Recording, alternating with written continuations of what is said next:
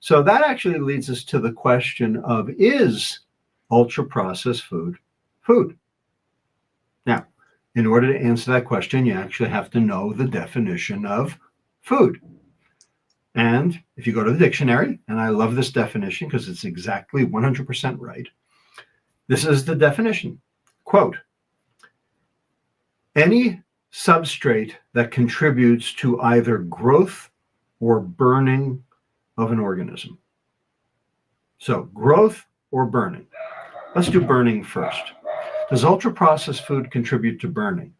Now, people would say, well, sugar is 4 calories per gram. If you blow it up in a bomb calorimeter, it releases energy. Therefore, sugar has energy. Therefore, it contributes to energy, right?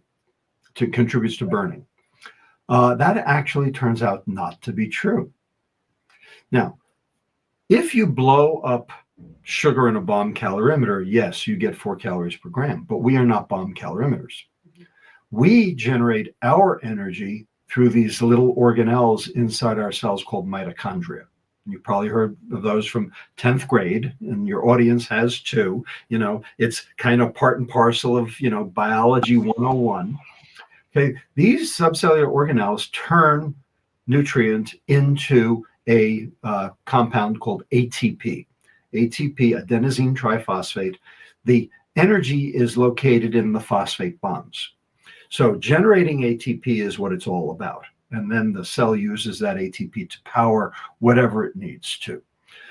Turns out that sugar, specifically the molecule fructose, the sweet molecule in sugar, the molecule we seek, the molecule that turns out to be addictive, turns out to inhibit 3 separate enzymes necessary for normal ATP generation.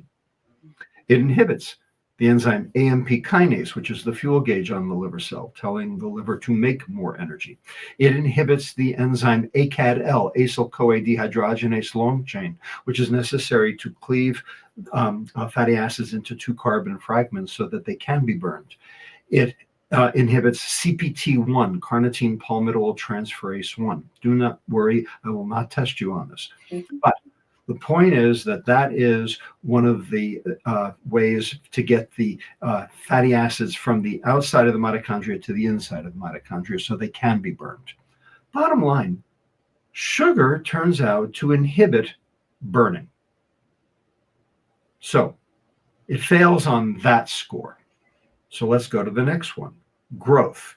Does ultra-processed food contribute to growth? My colleague, Dr. Efrat Monsenigo Ornan, who's the head of nutrition at Hebrew University, Jerusalem, looked at this question directly. It turns out that ultra-processed food actually inhibits growth.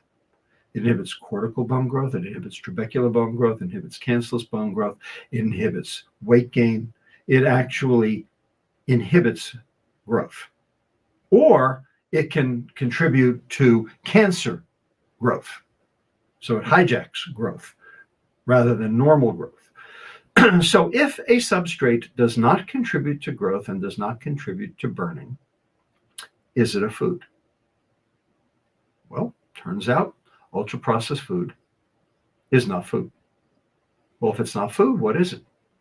It's poison, because it's inhibiting normal processes that should be going on.